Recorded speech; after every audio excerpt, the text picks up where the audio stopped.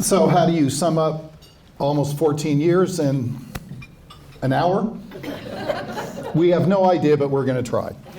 So think back to 2008. In September of 2008, John called me at work, and he said, here's a website, look actually, it up. I want to go before that. You want to go back? Okay, you go before that. Okay. This is how we live life. Although usually I win. So we both knew it was time to leave San Antonio. I knew it was time to leave my previous congregation, and Cindy? My school district made it rather clear that it was time for me to leave. I had applied for the superintendency, and a new superintendent, who was not a very secure man, did not like the fact that I was still in his district. So we started the process of looking, and never in our wildest imaginations would we have ever considered looking in Michigan. Michigan was just that part of the country that we knew nothing about. We'd never been to the Midwest, Indiana, Ohio, Illinois, never been to any of those states. So many of you will remember the previous Presbytery executive, Al Tim. How many of you remember Al? Yes, those of you in Presbytery. All right. So in my presbytery, I was on Committee on Ministry, which means we dealt with all ministerial relations, comings, goings, issues. And at the time, we had no presbytery executive, so I was doing all personal references. And Al Tim called me to get a personal reference on someone. And we were chatting, and he said, well, tell me about you. And I started telling him about me, and he said, are you looking? And I said, yes. So I told him about me. He said, oh, you need to look up First Presbyterian Church of Birmingham. You need to look at their, essentially their church resume. And I said, well, where is Birmingham? Well, it's a suburb of Detroit. And I thought, Detroit? Yeah, I'm not doing that. And then a couple of days later, we were talking with our daughter, and our daughter said, so how's the search going? And I said, well, you know, someone said I should look up this place called First Presbyterian Church, Birmingham, Michigan. She said, oh, you need to do that. And I was like, what? She said, oh, one of my best friends went to a place called Cranbrook. And she can't say enough fabulous things about Michigan and about Birmingham. And I said, oh, well, okay. So I looked it up, looked at the church resume, then He calls me and he says, look at this website. And on the website, there was a choir place to hit. And I listened to the choir, and I said, I gotta go there. Because music has always been the most worshipful part of church for me. Right, the one married to the minister. Right. Music is... sermons. For the first 10 years of our marriage, I had already heard 5 iterations of the sermon before he preached it. So, there you go. Not so much lately. Really. Not so much lately. There we go.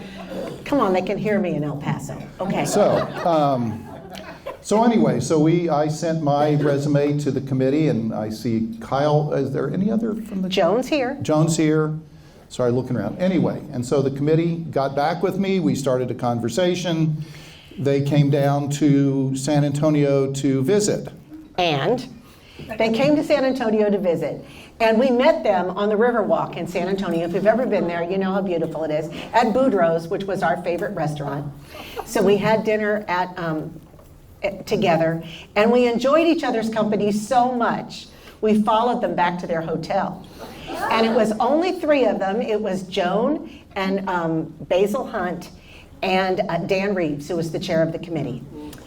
And so Joan and Basil put on their tap dancing shoes and made Detroit sound like Shangri-La. Now remember what was coming. This is 2008. It was before 2 of the major auto companies declared bankruptcy. Just before, right? So they visited us. We came up here and visited them in March. And then And then I heard nothing from them for almost 6 weeks.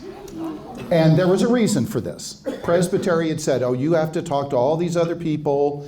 But I had been through this before with the church. And the only way I knew they were no longer interested was I got in touch with them. So I don't remember if it was Dan Reeves or who I sent a message to and said, it's obvious you guys aren't interested in me. There was a church in Arvada, Colorado who was interested. And so I said, and within 5 minutes of sending that email, I don't remember who it was on the committee. You got 2 phone calls. Basil Hunt was already in touch with me saying, no. So, as you all know then, it worked out. But it was, I think, this is one of those God things. Right, exactly. Right, And, we came in March, we came over spring break, and I expected it to be snowing. It was 65 degrees and downright beautiful. And that was a God thing. we went to dinner. Kyle and Mary Lee picked us up at the hotel. And we went to Joan and Terry Paleshi's house on the lake. They were living on Green Lake at the time. Oh my goodness. It was quite beautiful. And Terry opens the door as we come. I don't know, all of you know Terry Paleshi, the world's most friendly human. And he envelops me in a bear hug and he says, "Where you been all my life? I hear you drink Chardonnay." I said, "Yes, thank you." And we knew we were home. Yeah. We met with the whole committee at that time. And Gary and Ellen Newville took us to see neighborhoods, to look for houses. We, of course, had not yet sold a house in Texas. That's another story. But, so, John came to do his candidating sermon the week after Easter, right? Yep. And you were in your new sanctuary about 2 weeks, because the sanctuary had been under construction for a long time. And Tell me about it. Okay. so it was not a unanimous vote in favor of us coming. It was not. It was close, Actually, but it was I've not. never had a unanimous We've vote. never had a unanimous vote. In one of my There were 2. Kyle says there were 2 against. Yes. I don't know those people, and I don't want to know. Well, in one of my previous churches, there was 1 against, and he came to the door that day and said, "I'm the one that voted against you. And no here's one why." should be voted in with 100%. But I'm glad you're here." Okay, so you voted in favor. Yep. And we were very pleased. We moved with both of our children. We came in May. John's first Sunday in the pulpit was the 30th of May, 2009. By that point, the economy was on the edge of crash. We had, and people would say to us, "Why would you go to Detroit now?" And our response was, "Who needs pastoral care more than Detroit right now?" Or God. God, yeah. It was God. It was a God thing. It was clear to us that we were supposed to be here. And it's always been clear to us, every time. So, we knew we were supposed to be here. So, John's first sermon, and both of my children were here, and I was sitting next to Basil Hunt. And John, I don't know if any of you remember this, I remember it vividly. John's sermon was about what kind of church are we going to be? That a lot of churches, when there's controversy, you want to put out the fire. Get a fire hose and put out the fire. But he wanted our church to be the kind of church that started fires, good fires. And at that point, the fire alarm went off across the street. And the fire engines all rushed out. Sirens. And Basil Hunt is sitting next to me, and he leans over and he says, "Are we paying kickbacks to the fire department?"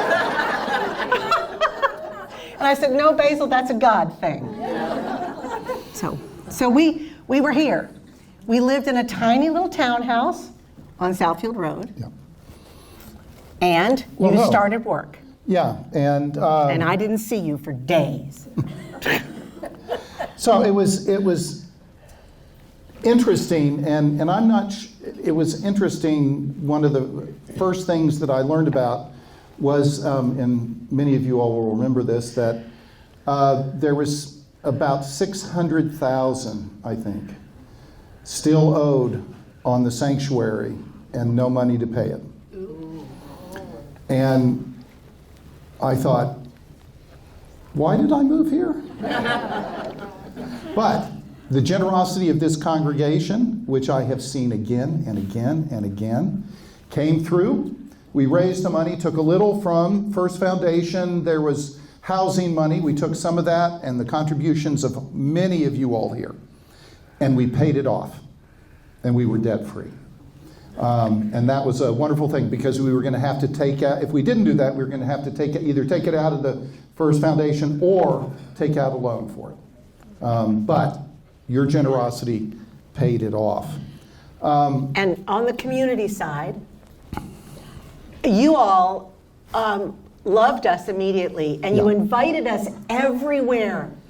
I think we went to 15 dinners for 8 in the summertime.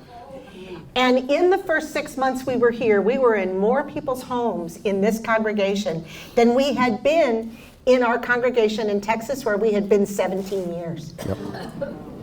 You invited us everywhere, and of course we went. Hey, we like people. And so we got to know you so quickly.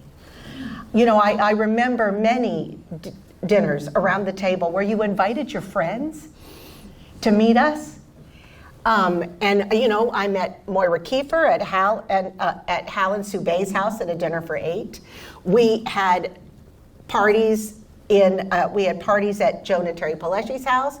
Connie Duggar made sure that we had things to do. We were invited everywhere. Mm-hmm. You were so kind and so loving. And that was so important to us because, you know, I had nothing to do. I didn't have a job. So, you know, I mean, Ann Reeves took me places. Mary Lee, you took me to Canterbury Village. You know, you took me all over the place, so I got to know the place because it took me 2 years to find a job. So for 2 years, I didn't work, and that had been the first time I hadn't worked since I had a newborn. So that was hard. So it was really wonderful that you did that. Right, and the other thing that you all introduced us to was up north. Oh gosh, oh yes. Everyone kept saying, "Oh, have you been up north?" And I'm like, "What in the world is up north?" Well, so Joan Paleshi arranged the first annual of There Were Many Up North Presbyterian Cottage Tour, and we went to visit Presbyterian church cottages. Some of whom are here in this room, whose cottages. That's places that the word cottage is used quite loosely, because some of these cottages were closer to palaces than cottages. But yes, we did do that. That was really fun, and we did that many times. Yes, that was really fun. So we got to know, because of that, we fell in love with Michigan. Absolutely. You know, we've been to the UP numerous times, been up to Mackinac Island. Numerous times. We have stayed at the Grand Hotel. Yeah, it's wonderful. And I'll say this more later, but we're going to miss. Okay, first thing we're going to miss, and I'll just get this out of the way, is all of you. Right. We're going to miss the people. If I could just transplant you all. Or get our kids to move to Michigan.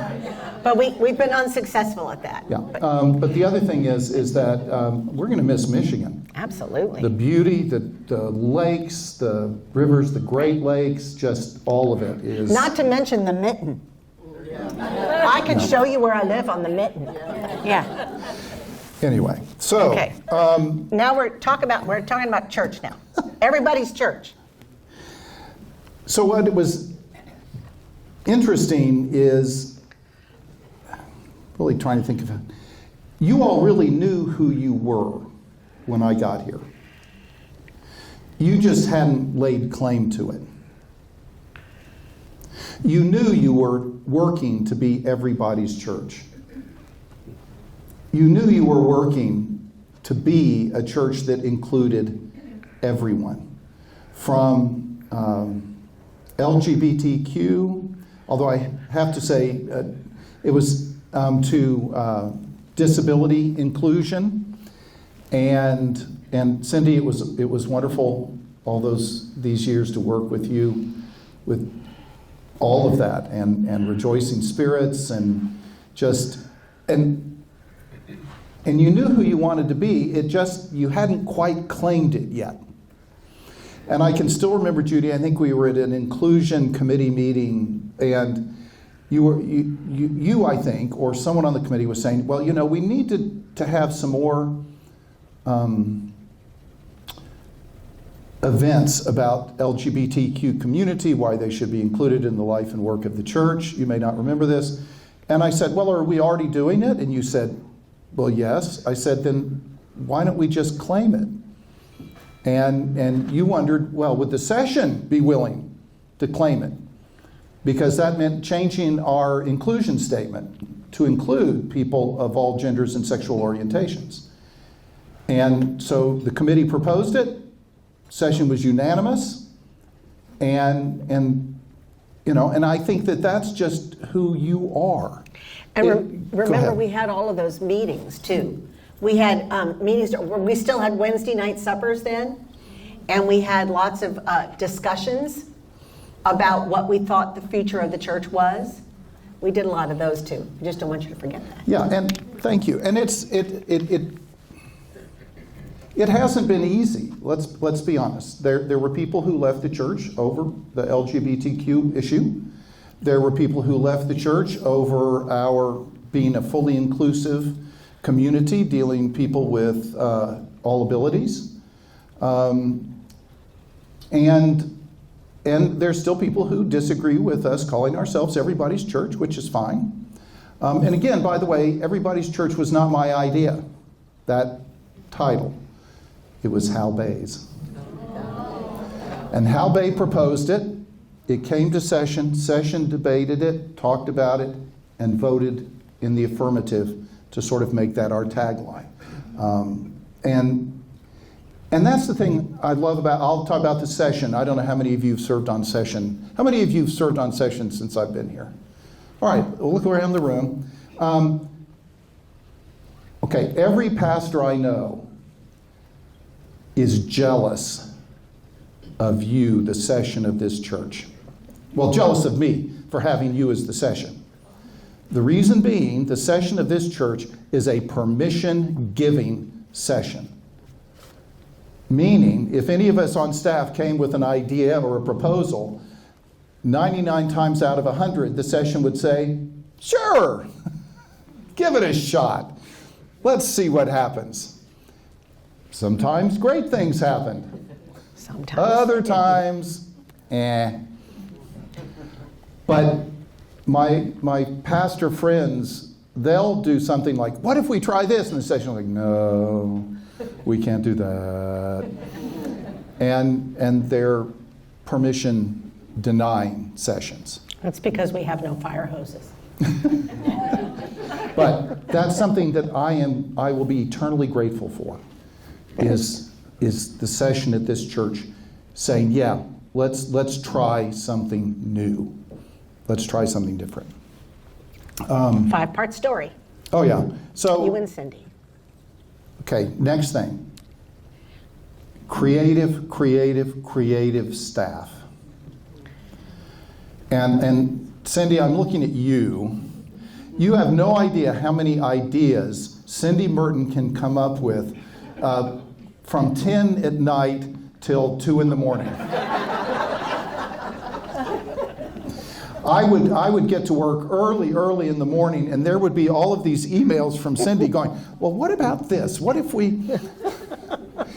But Cindy wasn't the only one. And Martha is following suit with just tremendously new ideas. Everybody I've worked with on staff just had great ideas. And one of them was the 5-part story that I talked about last Sunday. This was something that we rattled around in staff with again and again and again, and we tried multiple iterations of it, and then we finally fell into it. And Cindy began designing material for the kids around 5-part story. See, I should test you to see if you know what the 5 parts of the 5-part story. We designed confirmation around the 5-part story. Amy Morgan and I did that at first, and then Bethany and I redid it, and it has just proven to be extraordinarily helpful. So those of you who don't know the 5-part story, God loves, see, Cindy, let's see if we can do, God loves the world. We wander far from God. God chooses a family. Jesus is the way to God. And the Spirit helps us live God's love. You can put the entire biblical story in that 5 parts. Anyway, so that was something that we as staff together. And so I've never worked with a better staff at all. And there's Jan Peters sitting over there, and Deneen, who has followed her. And we've just been so blessed with, I think, one of the best staffs in the whole country. And it's just been a joy for me to work with you guys. And then wonderful volunteers like Don, who's slipping out to go do the bulletins. You want to talk about inclusion before you do Bible studies? Well, and I think just inclusion, it's been a joy to watch inclusion of people with all abilities. Rejoicing Spirits has become just this amazing community. LGBTQ inclusion, bringing in couples and doing weddings and baptisms, and it's just part of us now. It's not, we don't have to think about it and say, oh, let's go do it. It's just part of who we are. And I got involved with the inclusion program right away. Cindy asked me to be an inclusion aide for a young girl who was on the autism spectrum, who wanted to be in the choir, in the children's choir. And I thought, well, there have been many a times when I was in charge of the children's choir. I will be very happy just to be a helper in the children's choir. So I went to children's choir, and this young lady was tremendously talented and still is. How old is she now? How old is? 19. Is she 19 now? Golly, I'm old. And she's 19 now, but we sang. She had a beautiful voice, and she used to have a hard time being in the church because the music would make her so emotional. She was the organ. So when the organ started, we would sing. It would be Lily. Her name was Lily, yes. And so she was just wonderful to behold. And that's how I got involved with the inclusion program. Of course, also, I taught Bible school every summer. Joan Palesci and I did Bible school together with 5th graders quite a few years, up until the pandemic. And we often, there were a couple of years where we had more kids in the inclusion program than not in our class. But those were very interesting years. And some the sugar story with the Javert. Oh my gosh. Our first year as Bible school, Joan, do you remember this? We had 8 boys and 3 girls in our Bible school class. And the boys, one of them was Lane Griffiths and the other one was Robert Jebaharian. And as we were walking up and down, you do a lot of moving around in Bible school, they were grabbing packets of sugar and eating them as if they needed more stimulation. And Joan went right into 5th grade teacher mode. She took them out in the hall and she had quite a discussion with those boys. And I thought, whoa, go Joan! So that was really fun. Oh, thank you for remembering that. I had forgotten. Gosh. Well, and do you want to tell the other great, other than all the things Cindy Merton had me dress up as over the years, and I was Waterman. Oh, I remember. Anyway, you'll have to go back and find that. But the homeless. My favorite Bible school story was right before the pandemic, wasn't it? It was the summer before the pandemic. And we had families for Bible school that year. So Joan and I didn't just have 5th graders, we had kindergartners through 5th graders in our class. And Joan was saying, this is going to be ugly. But it went beautifully. And little Philip Short, age 5, we were in the hallway, walking down the hallway, and Brian Zabowski, dressed up as a homeless person, and he was sitting on the bench upstairs in the hallway in crosswalks. And our kids noticed him immediately. Raphael noticed, made a beeline for him. Raphael was in 5th grade. And all of the other kids in our class went over there, and I was trying to be a good teacher, right? I was saying, why do you think this man, I asked him his name, and then I said, why do you think he's here? And he you told them you were homeless, right? And that you had no place to sleep. Little Philip Short, age 5, says, I have another bed in my room, and I'm going to ask my mommy if you can come stay in my room. And I thought, oh, thank you, God. That's the reason we do Bible school. Yeah, it was truly wonderful. Bible studies. Well, no. We all know that John is a teacher. And I will tell you that by all the Bible studies that he does, thank God he knew how to do them online, because when the pandemic hit, that's what saved John's sanity, is that he could teach still. And I have to say, I've really come to like doing them online, because it means that people from in Florida can do them, people who are sick can do them. And the coolest thing is that in the Monday morning Bible study, we did Revelation and now we're doing John. And by the way, any of you in the John study, we will finish before I leave. We actually have a guy named Rajesh who lives in India, and he regularly joins us for Bible study. So that's the kind of reach.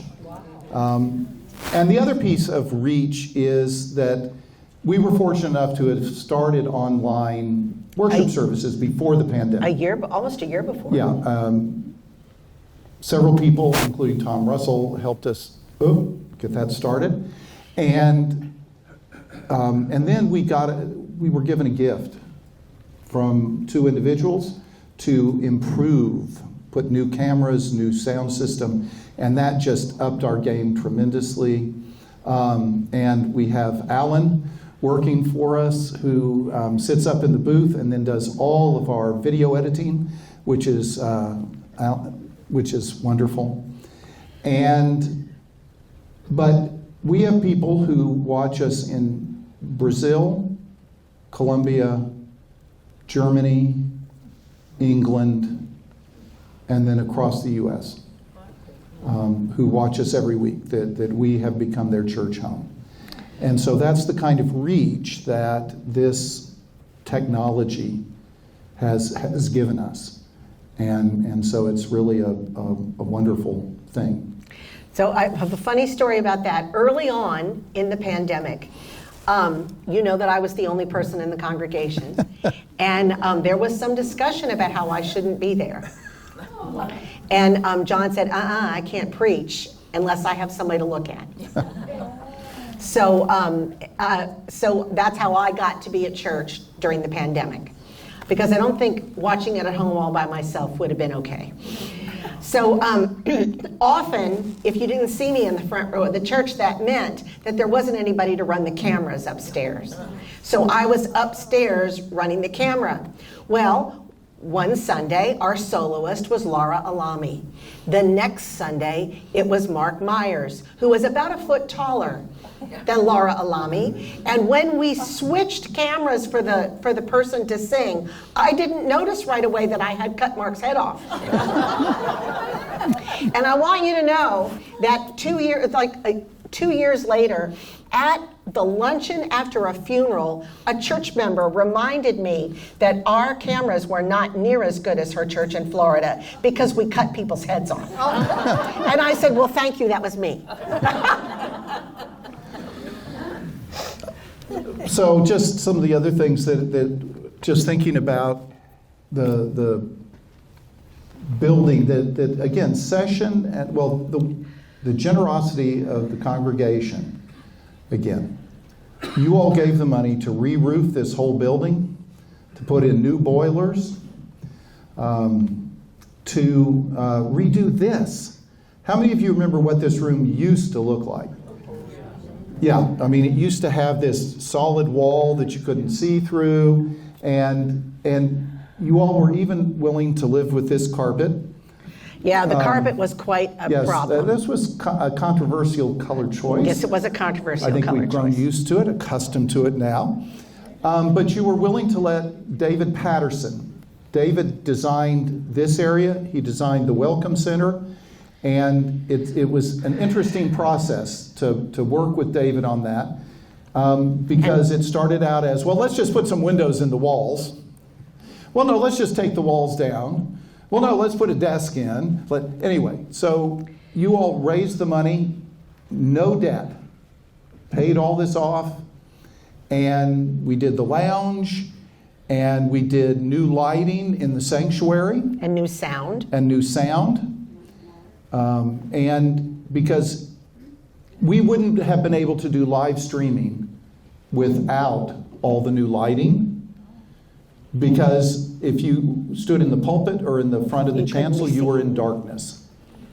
And so this church has been physically transformed as well as I think spiritually continued transformation. And Kathy Dinkaloo helped with the colors. Yes. So I don't know if you know that Kathy Dinkaloo is a decorator. She's an interior designer. Mm-hmm. And so she helped with the colors.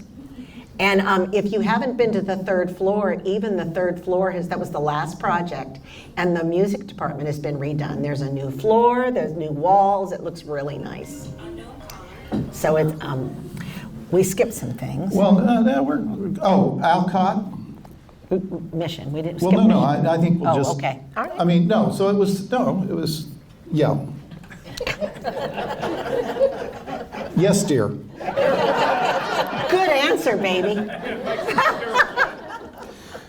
So it's been wonderful to watch all the mission that goes on here. The food stuff that goes out to so many people during, and I'll come back to this, but during COVID, I don't know if you all know, there were 20 plus families that every week we had drivers who would come and pick up the food. Stephanie Coomer and her team, and I think Cindy Merton, would get the food ready, and we would take meals out to 20 families a week for almost, year and a half, 2 years? 18 months. 18 months. And what a commitment. I know Dick and Moira, you did that. Judy, you did some too. Raise your hand if you helped with that. I think, yeah, Brian and Donna, and the Martins. Yeah, Right. and that was an amazing thing because they weren't getting food for their families because the kids weren't in school. They weren't getting fed. And then all of the backpacks and this congregation coming through with buying them, packing them, taking them out there. And then the volunteers, sometimes up to 30 plus volunteers out at Alcott. Oh, yeah. And Alcott, the principal makes it clear that Alcott would not be Alcott without us. Washer dryer to Alcott, Yeah. computer equipment to Alcott, tablets to Alcott, drums to Alcott, We redid the library. uniforms, Right. Desks, pajamas. yeah. And Kathy, was that a program you started? That was a mission you started, right? Kathy Yeah. Hubbard. Kathy really began it and ran it for a long time with then Cindy's help. And then, Cindy and you. then Stephanie took over, yeah. And so I think we can be incredibly proud that it wasn't just a one-off deal, but that it continues to impact the kids out at Alcott. And I did it for about 5 or 6 years till the pandemic. Right. It was one of the most fun things I did around here, was sitting with the kids. And although it was, so any of you who have time to give, to go to Alcott, I worked with kindergarten and first grade and fourth grade, and some of the first graders still didn't know their letters. Right.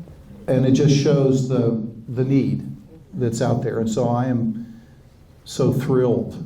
And then just all the other things that the church supports through deacons and through mission ministries is amazing. And Kenya.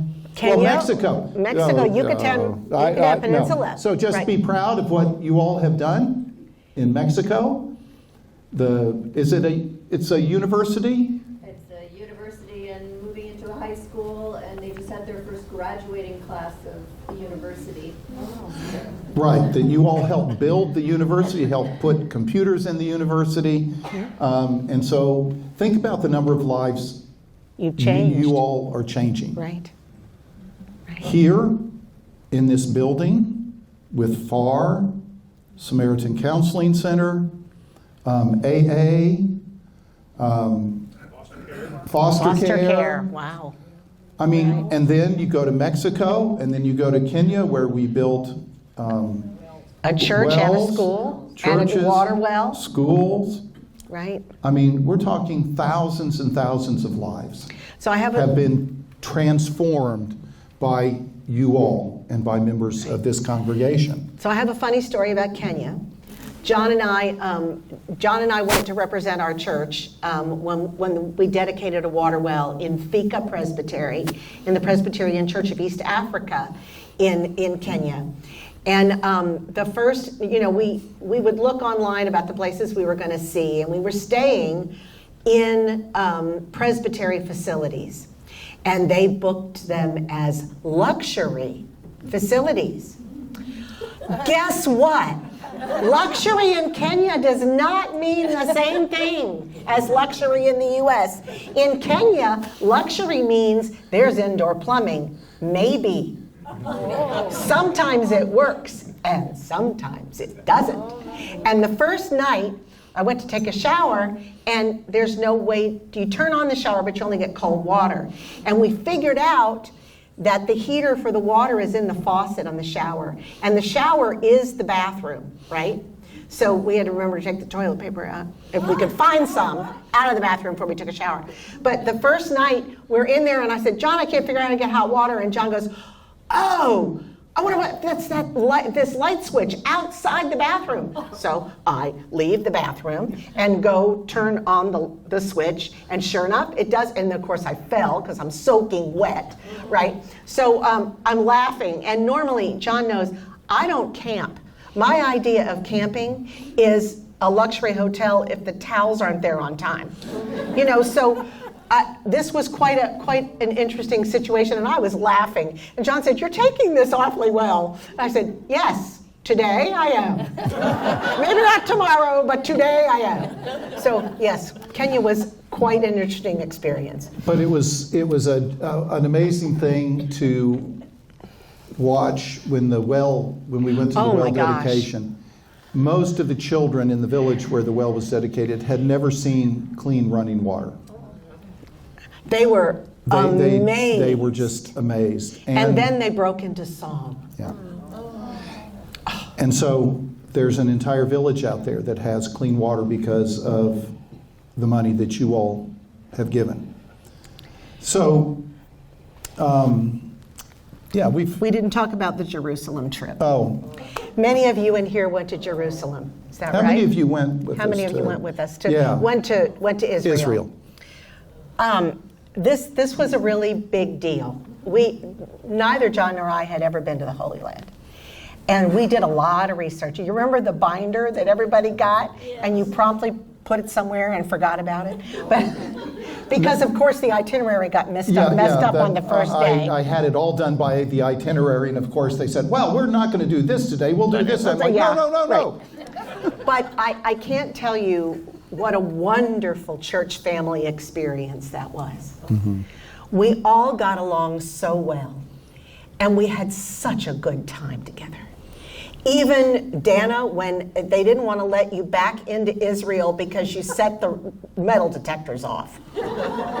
We were in Jordan, and then to get back into Israel from Jordan is quite an experience.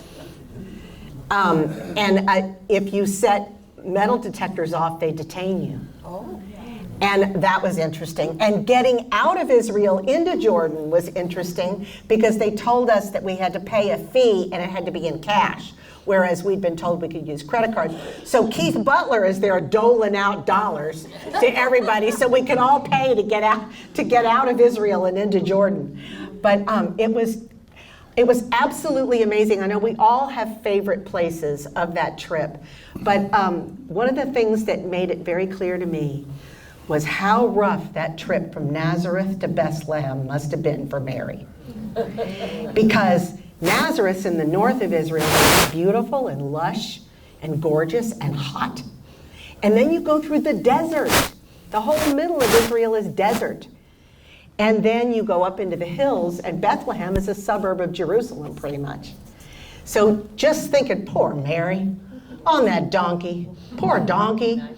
Yeah, man. So that was very interesting. And we had our own rear guard of the group that formed. Mm-hmm. The youngest people in the group formed the rear guard because every place you went in was crowded. And of course, there's a Catholic church on top of everything in Israel. And so I remember particularly the Church of the Nativity in Bethlehem. It was very crowded. We were trying to get down under the church to see the place. The real place where Jesus was born. Maybe not. The place where Jesus was born, right? So we're all trying to, and the crowd behind us is pushing. And so I remember it was Roger, Blair, and who else? Doug, were you part of that? Patrick White. And Basil. Maybe they locked arms and stood behind us so that us other little old ladies didn't fall down the steps trying to get down into the crypt. And that became a regular thing every time we had to stand in line. Another thing about us is every time we had to stand in line, and we stood in line in Jerusalem in the Church of the Holy Sepulchre for hours, we sang as we were in line, and that was really neat too. That was really a lot of fun. We did a lot of singing. And actually, so I'll tell my favorite story about the Church of the Holy Sepulchre. Actually, there are two. Tom Russell. Oh gosh. Didn't realize that you can't go in if you don't have on long pants. He had shorts on. So he waits in line and waits in line and waits in line. And no one when you go into the church tells you this. And so he gets all the way to where you're supposed to go into the Holy Sepulchre, and they're like, sorry, you can't do it. What do you mean? Nope, can't do it. You have shorts on. So the women... And he's the only Roman Catholic there. He was the only Catholic, right? And so the women are trying to give him pashminas to wear around his legs. And of course the priest goes, those are women's clothes. Oh, please. That won't do. You need long pants. Oh, please. So they're all offering to change pants with Tom. Right? We'll all stand around in the corner and you can just change your pants. Yeah. Stand around you in a circle and you can just change your pants. The other thing is just when, these are holy sites, right? The Church of the Holy Sepulchre, one of the holiest sites in Christendom. And so there's this long line, and this couple starts coming through the line, and they're like, excuse us, we're our family's up there, our family's up there, our family's up there, and we're all like, oh, we're good Christians, go on by. And then suddenly we see them try to duck into the little chapel before the sepulchre, before anyone else. And everybody in line realizes they're lying. And so I'm doing but there were other people who didn't do it. There were people who grabbed them and yelled at them and screamed at them. My God. Called the guards. And the guards escorted them out. It was a less than holy experience. Yes, it was a less than holy experience. So we also had one more thing that we did that was really wonderful is John and I had planned a communion service at the church in Cana where Jesus turned the water into wine. And of course it was a Catholic church and they would not let us have a communion service because we were not Catholic. So the next day we were at the what? It was the Mount of the Beatitudes, right? Yep. Thank you. It was a beautiful church, lush green fields, and they had a lovely little picnic spot with bougainvillea all over the top of it, and a stone table and stone benches, and that was perfect. And I asked the head nun in charge of the church, I said, I realize that we're not Catholics. We would like to have a communion service outside. Is there a place you would suggest? And she told me I could go to that place. And there were people out there meditating or praying or something. We asked them to join us. And we all sat out there and we had a communion service there. It was overlooking the Sea of Galilee. It was lovely, just lovely. That was another God moment. Yeah. Okay. So are we going to talk about the pandemic now, or do you want to talk about something else? I don't want to talk about the pandemic. But the No. pandemic was a very tough time for all of us. It was really tough for my beloved because he couldn't do his job. He couldn't see people, and he couldn't, the Bible studies helped a lot. And then the Martins came and did a drive-by at our house. They pulled into the driveway and they called us on their cell phones and they said, "Come to the door, we're standing outside." And we went and stood on our porch, and they talked from their car and we talked from the porch. And you know what? We stole that idea and we did it every week from then on. Yeah. And it really helped our spirits that we could see people. And it was your idea, and that was great. So I'm going to tell my 2 stories. and Okay, then we'll move to wrap up. okay, all right. What time is it? Yeah, it's about. Oh my, it's 10 to 1. Okay, so, and I wasn't going to tell one of these stories, but since I'm leaving, I'll tell it. So the first story, and Jan will remember this. Yeah, Jan knows. So I've been out someplace, and I walk in, and there's a voicemail. So I click on the voicemail, and the voicemail says, "This is so-and-so. I'm in the hospital at Royal Oak. Get your sorry ass down here and do your job." And I played it for Jan, and she just cracked up. Best phone message ever. Best phone message We just laughed out ever. loud. It was hilarious. Could you- Okay, so this is the story I wasn't going to tell. I love this story. It's one of my favorite stories of our ministry. Okay, so I'd gone down to see Ginny Spur in Redford. in Redford. And it was a cold, rainy day. Kinda like today. And I had come out through the neighborhood and was turning right on Telegraph to go down Telegraph and make a U-turn. And I'm sitting there with my head turned back looking for traffic. And this woman in a sweatshirt and sweatpants is, really it's starting to rain, but she's walking by my car and she stops because she thinks I'm going to pull out. And I said, "No, go on by." So I'm still looking, and then I get a on my window. And I look up and roll the window down, and she said, "Listen, it's raining. Can you give me a lift? I just need to go down the road." I said, "Sure.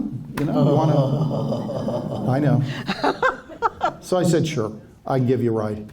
So she hops in the car, and I said, "Well, where do you need to go?" She goes, "Just down there." And as we're driving down, she looks at me and says, "Do you want to touch me?"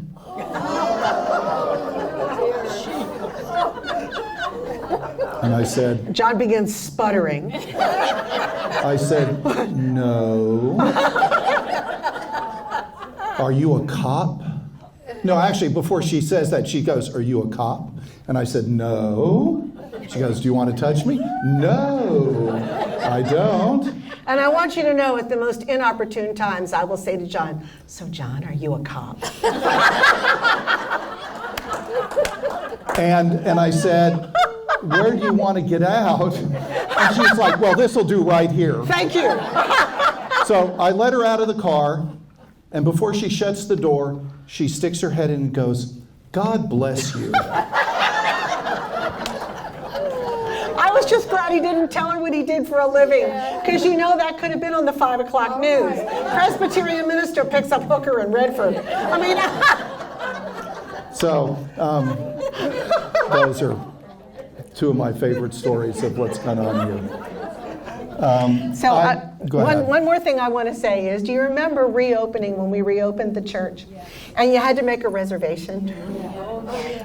I was the person that met you at the door if you made a reservation, and I checked you off to make sure we didn't get any aliens coming in, because at that point, germy aliens, oh my God. And then there was also, we'd had some, there had been some threats about the church, and I thought, so what am I going to do if they show up with an AR-15?